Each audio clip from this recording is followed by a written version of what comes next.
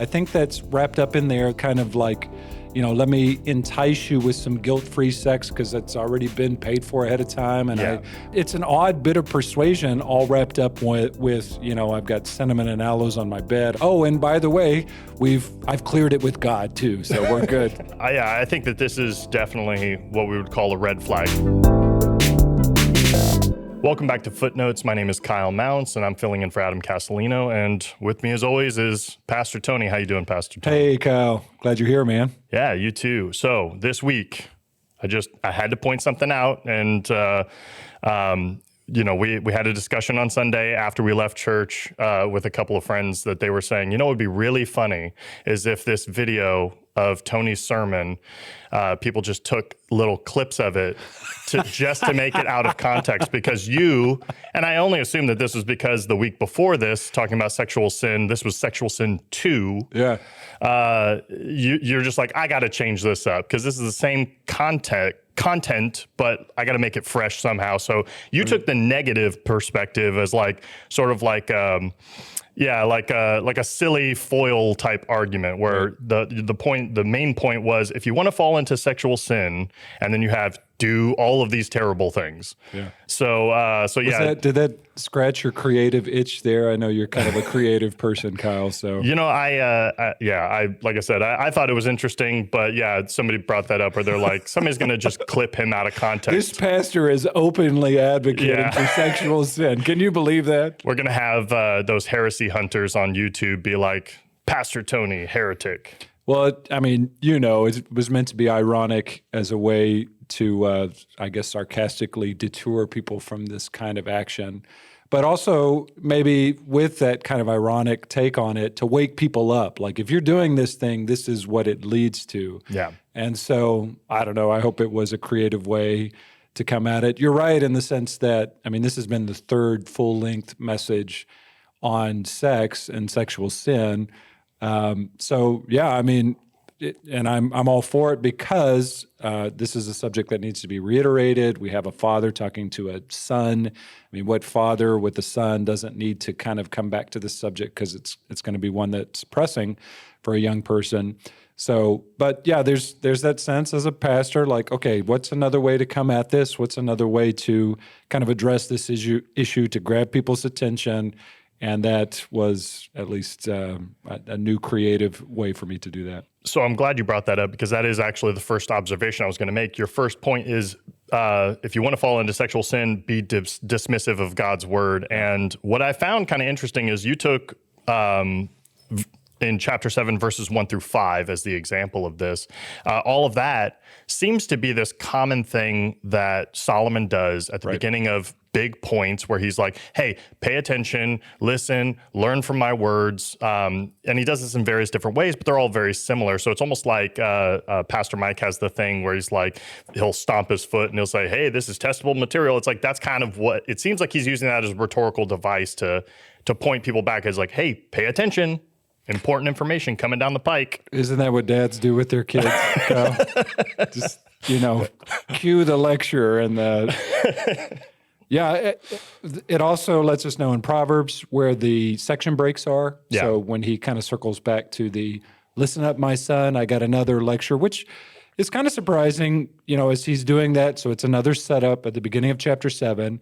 You're like, okay, is he going to go in a different direction now? Are we going to talk more about money? Are we going to talk more about, the violence and the people that are out there to kind of take advantage of this young man? That was it, but it involved a woman in this case.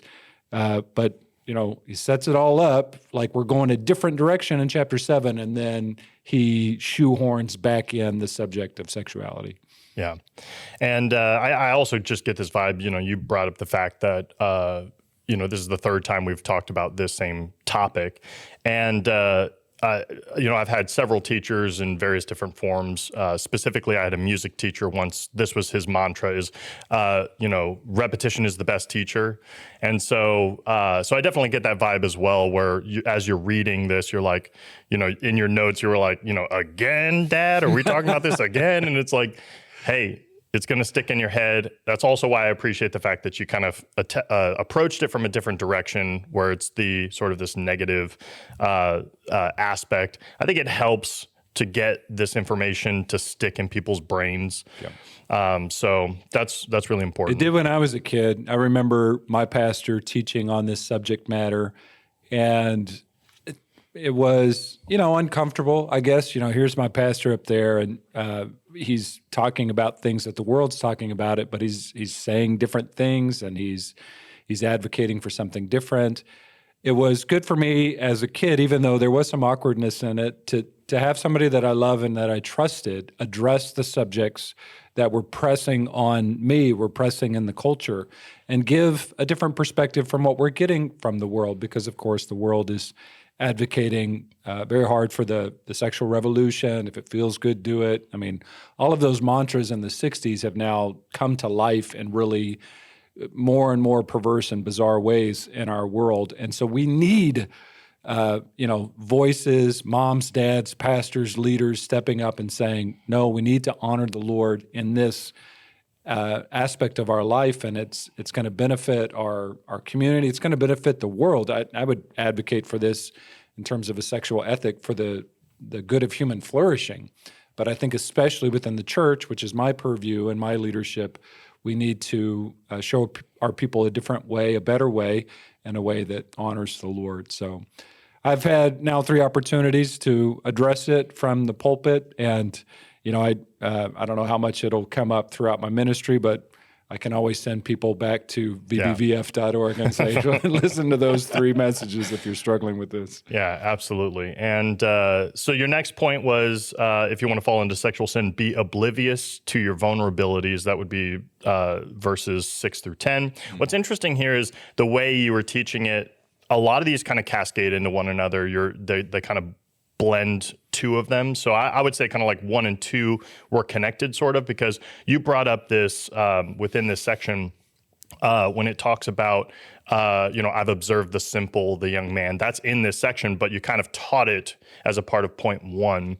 And one of the things that struck me about that was every year, my family, we do a Passover Seder. And part of the Passover Seder is how to teach the truths of Passover to kids. And so it gives you these 4 types of kids, and it's really interesting. So it'd be like the wise child, and it'll say, for the wise child, they want to know details. They want to know, every little aspect of this. And so we give them details. And then there's one where it's the wicked child, where they don't think that any of this applies to them. And so he's like, so we're a little bit more stern with the wicked child. And then it's like, one of them is the simple child. And it's like, they're not interested in the details. So kind of give them the broad strokes. And because again, we just want it to stick. We want the overall idea to stick for them. I don't remember what the 4th one was, so I apologize for anybody who's like, he didn't say the 4th one. Probably all children manifest all 4 of those at some point. Exactly, yeah, especially as they get older, And so my question was, do you think that this example of Solomon looking through the lattice of his window and he sees the simple young man who's oblivious to his vulnerabilities, do you think that this is more like the way that the Passover describes the simple child, where they're just like, like you mentioned, it's like feather-brained, right? Or do you think that this is maybe more like the wicked child who thinks, well, that's all important, but it doesn't really apply to me. I'm not vulnerable like this. Or maybe it's a little bit of both. Yeah, I think it could be both. This is kind of the Hebrew equivalent of, Little Red Robin Hood. What's Riding Hood? Riding.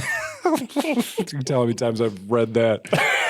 But, just kind of innocently la-di-da-di-da right into the house and not aware of how much danger she's in, right? Yeah. So I don't know if we want to assign necessarily, moral categories of good and bad. The issue with this young man in the story is that he's gullible. He's naive. And the teaching behind that with Solomon to the son and all the sons of Israel, obviously, is don't be naive, grow up, man up, make wise decisions. Don't wander around at night after midnight. There are women skulking in the shadows, and you could easily reverse this for a daughter in the world where men are skulking in the shadows. That's probably more common, right? So I think that's more the idea here is don't be little, what's her name again? Little Red Riding Hood. Don't be, what big eyes you have, Grandma, wake up and see the danger that you're in. Yeah. Well, and I would say just as like a little side note, I don't think that I was necessarily trying to portray this as like wicked in the sense of like a moral category, so much as just a mindset, the way we see things. And so I think that there is maybe an application we can draw from this where, sometimes I'm just naive and sometimes I am thinking that, oh, this doesn't apply to me. This is not something I struggle with. So, I could definitely see somebody reading, don't be oblivious of your vulnerabilities and be like, well, I'm not vulnerable to that. And it's like that's a trap too. When you raise boys, I had an incident, so I hope my son doesn't see this, but when he was like 8 or 9, we were in Illinois, and he made this massive snowball that was as hard as a rock, and he went up to his friend who was a little younger than him and a little, ganglier and more awkward, and he threw the snowball like right in his face. And, I was angry and heartbroken, but then part of me was like, why would you do that? I mean, do you not understand? Like, you're that close, you're throwing a snowball, which is as hard as a rock, the way that you kind of formed it, right into your friend's face. Like, this is not friendly back and forth. Right.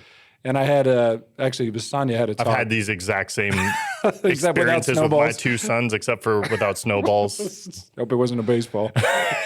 Anyway, but Sonia was talking with this boy's mother, and we were apologizing profusely, and she was very understanding. She had 5 kids, and she's like, well, their frontal cortex isn't fully developed yet. Right. And she just... That doesn't even happen until you're like in your 20s, really. I mean, you're definitely more developed by the time you're 18 or 20, but you still got a ways to go. And with my son, I don't even know if it was like some kind of evil intent in it. They were just playing and throwing snowballs. I was angry because he wasn't aware of his own strength, and that was part of it too. He had grown a lot and grown a lot stronger. But what we're dealing with is how to teach to young people who don't have a fully developed frontal cortex. And when you take the drive for sex with a lack of perceptiveness and that gullibility, especially in our modern day world where pornography is ubiquitous, where there's danger everywhere, where there's, we could get really specific about even more extensive danger in the world of child trafficking and sex trafficking and how young ladies are in danger, especially in other parts of the world. I mean, we've got to get at the front of this with their cortexes that aren't fully developed and say, kids, watch out for this. Trust mom and dad in this, and don't find yourself in a vulnerable situation. Yeah, sort of as a side note, I think that is a pattern we're seeing in the world today, where the world wants children to make these decisions, these important decisions, and to have parents cut off your body parts if you think you're a different gender and you're 11 years old, and have parents basically be unaware of their kids dealing with these things for fear that the parents will tell them, hey, you shouldn't do that, right? And there's like common sense, obvious reasons why the parent would want to say that. But yeah, we have this sort of, I think it was Rene Descartes who talked about how, the state of nature, like when we were just like frolicking in the woods, everything was perfect and Edenic and awesome.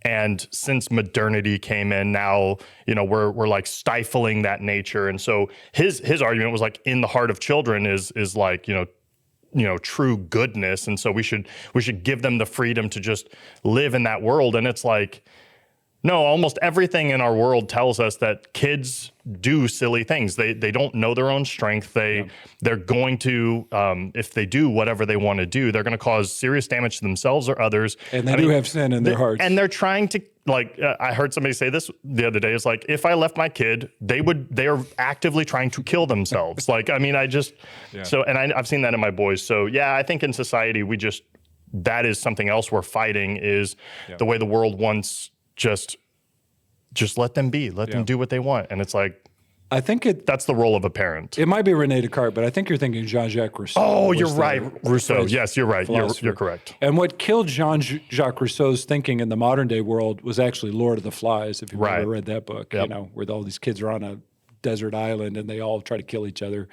And that's a great, just read it, you know, if you're thinking like, my little precious boy is innocent and has no sin in him. Yes, he does. And yes, she does if you have a daughter. And then the irony is that they just turn it into a game. Like they're doing these things, but in their mind, we're playing a game. And so anyway.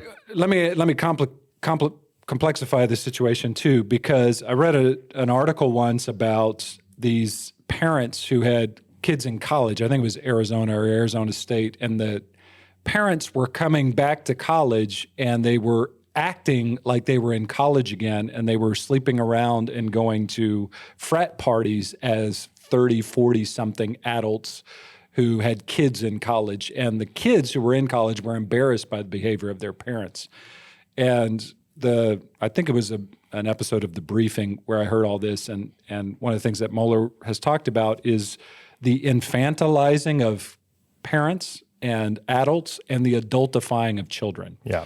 So we live in a world where we can't tell, you know, gender distinctions, and if you do, then you're somehow, you know, archaic. But then also, like, we treat kids like they should be adults, and we allow adults to be children. And in that world of confusion where all of this is going on, the church has an opportunity with passages like this, and especially with the gender confusion in our world, to step in and say, no, a man is a man, a boy is a boy, a girl is a girl. And also, you know, dealing with PETA, a boy is a pit, is a rag, is a dog, is not true. Right. So we're also different in terms of our made in the image of God humanity. But also, these are adults, and this is what an adult should look like, and this is how an adult should teach parents to their children, and this is how children should respond in terms of respecting, honoring, and listening to the parents who are, and this is the assumption all throughout Proverbs, is that the parent is actually giving wisdom to the child. Right. That better be true of you, parent. Yep. You better not be, you know, behaving like a child and then wondering why your child is behaving like a child also. Yep. 100% agree. You triggered me. Good job out of you, Kyle. Always got to get one. Got to get one. So point 3 was, if you want to fall into sexual sin, be hesitant to run when you're hunted. And we've talked about this before, especially through Proverbs. There are all these clues, you know, what I think in the modern day we would call red flags, where it's like you run into something, and if you see this, run away. And, you know, the cautionary tale here is that this young man doesn't run away. But specifically this passage, wanted to, you know, put some time in on this because it's in your handout as well. In verse 14, I had to offer sacrifices, and today I have paid my vows. So you gave us two options of how that could be interpreted. I tend to lean towards your second one because not the I got brisket back at my house. Yeah, I mean that would be cool too, and that would be enticing, you know, to I think a lot of guys. But no, I definitely think it's like this. You know, I've paid for my sins, so we're good to go. And or there's a woman, and this is one of the options kind of tied into that. A woman has come out of her cycle, her menstruation cycle, and she's ready for sex, basically. Yeah. So what I think is kind of interesting there is I see it similar to how it's not exactly one-to-one, but similar to how people in the Catholic Church will lean on things like sacraments and saying like, well, I'm good, you know, or, you know, I get my last rites on my deathbed and stuff like that. And not to pick on Catholics, I really don't want to sit on that topic. I want to approach this as, how do you think Protestants do the same thing? How do you think we in our church possibly struggle with that same delusion? I love this question. Very self-critical, so I think that's good. And I'll add into the Protestant language the kind of evangelical designation, because that would totally be us.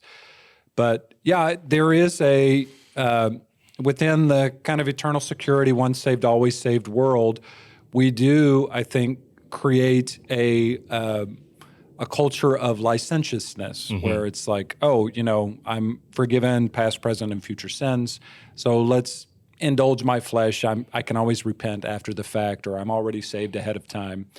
And we do have this explicit statement from Paul where he's talking about the nature of grace and not turning that into cheap grace. Shall we continue sinning so that grace may abound? God forbid. So I think that's one way that we can do it in the Protestant world, even early on in Luther and Calvin's world, as they were kind of advocating for sola fide, sola gratia, sola scriptura.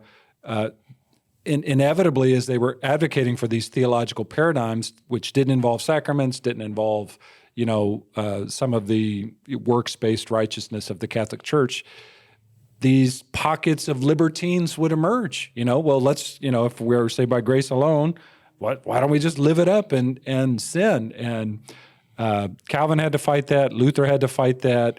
I feel like we've been fighting that in the evangelical world since then, dealing with the tendency that's in our heart. There's a sinful kind of draw to this, to let's just extend grace as far as it can go in terms of our sinfulness.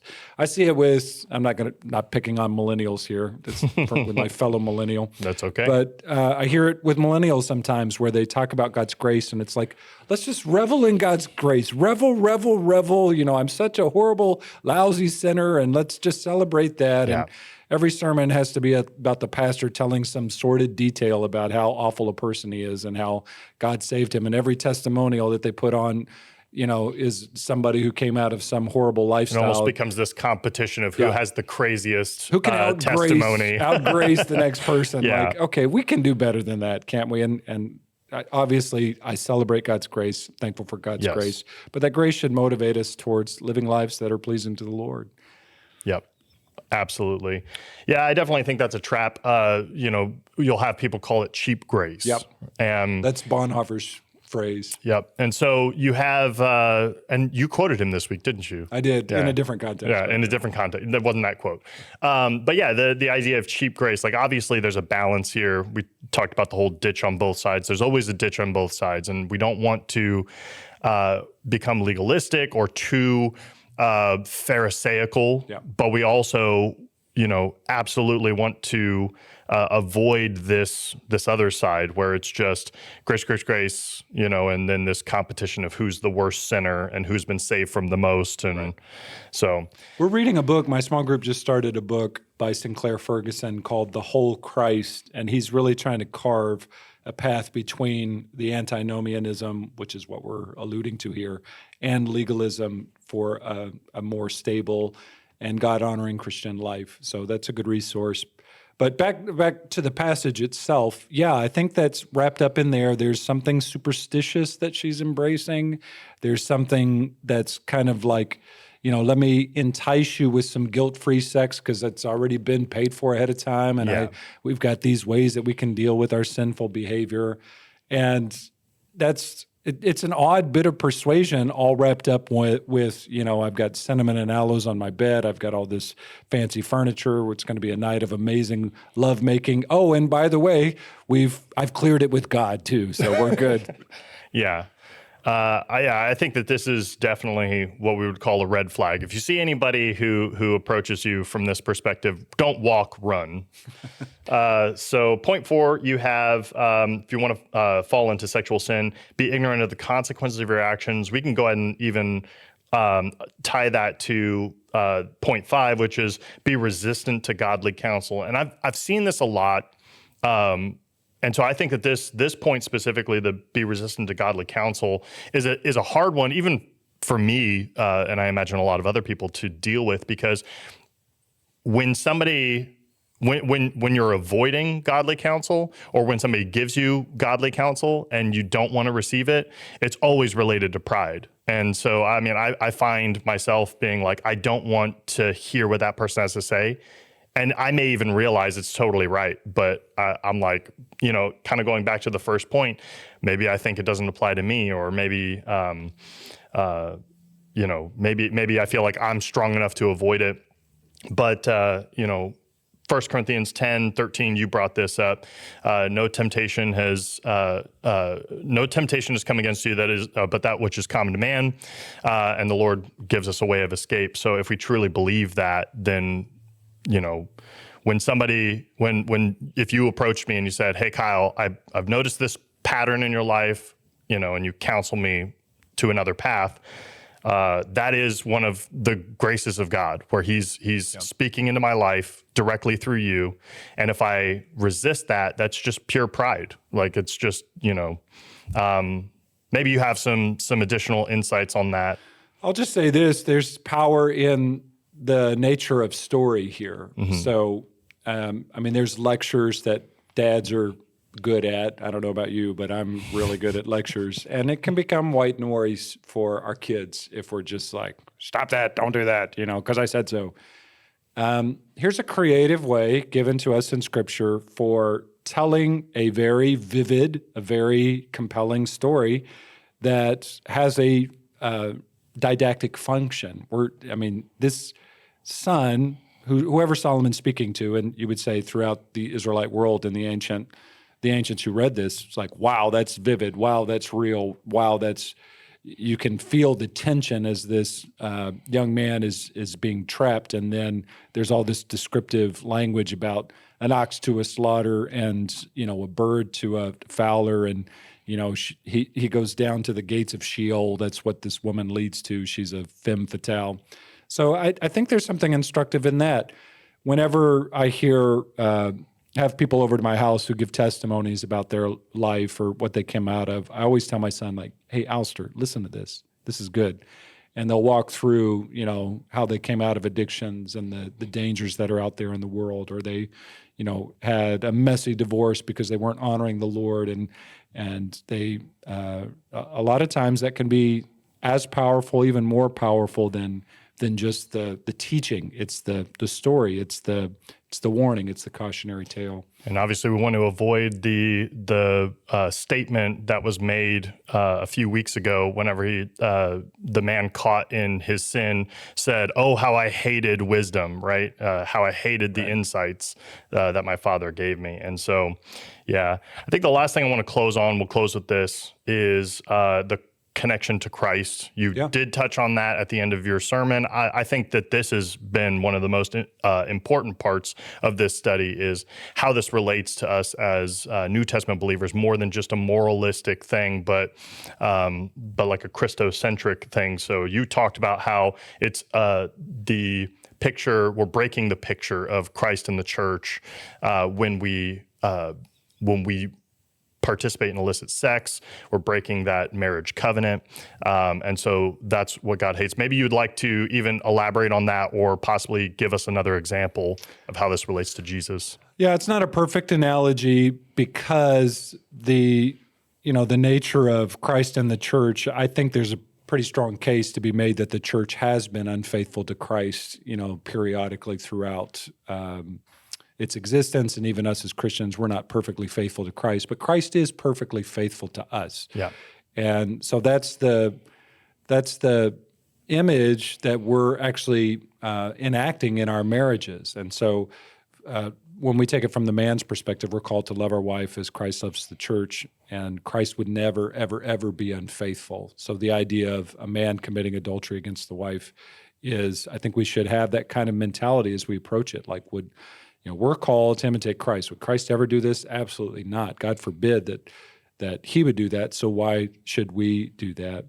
And I kind of framed it at the end of the message as, why does God care so much about this? It would be a lot easier for us as a church, a lot easier for me as a pastor to just embrace sexual dysfunction. It's everywhere. Who cares if people sleep with somebody who they're not married to? You're fighting. Some people might tell me, you're fighting an uphill battle, Pastor Tony. Just give up on that.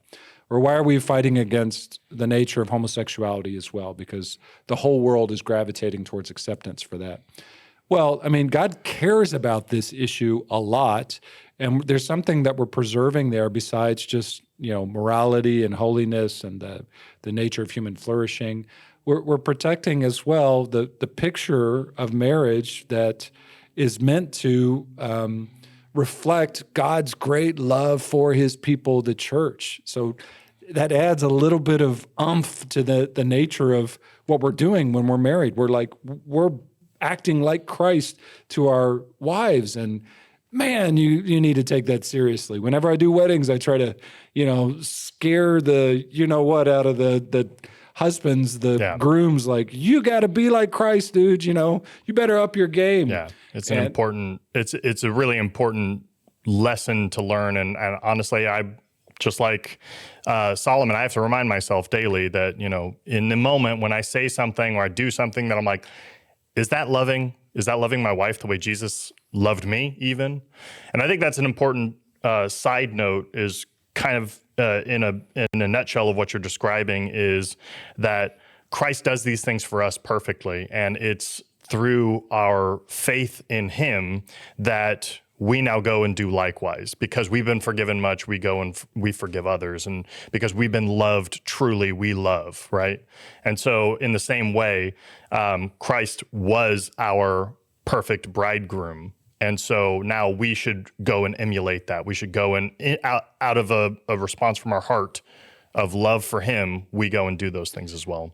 Yeah, and all sin is an affront to God. So we need to deal with all sin and not pretend like sexual sin is 10 times greater than all the other sin. If we get that right and everything else wrong, we're still in a bad place. Yep. But sexual sin, there is, even as Paul talks about the sin against one's body and the way in which sexual sin has an elevated sense of I don't know what you want to say it, how you want to say it, but it's more impactful, I guess, in our lives. More pressing, more.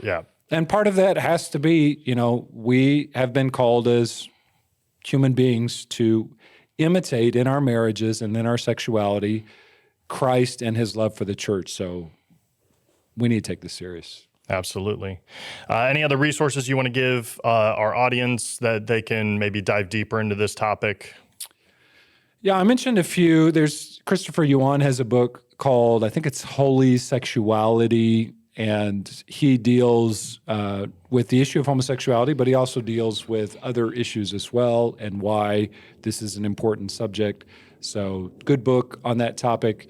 I think, whenever we do premarital counseling with folks at our church, we try to walk them through Ephesians 5 and just, good commentaries, good thinkers on that subject, because there is a tie-in to Proverbs 5, 6, and 7 and Song of Solomon. I don't want to get carried away with Song of Solomon when we interpret Song of Solomon like it's all about Christ and the church. That can get a little dicey. But there needs to be at least a New Testament lens put on that in light of Ephesians 5. Yeah. And that'll help us to, I think, see sexuality rightly. Well, thank you, Pastor Tony, for your time, and thank you for watching. If you're interested in watching any of the previous Footnotes episodes we've done, or the companion pieces to these, Tony's teachings from Sunday through Proverbs, you can go to our website at vbvf.org, and I encourage you to share this. If this has been a blessing to you, share it with others so that it can be a blessing to them too. Take care and God bless.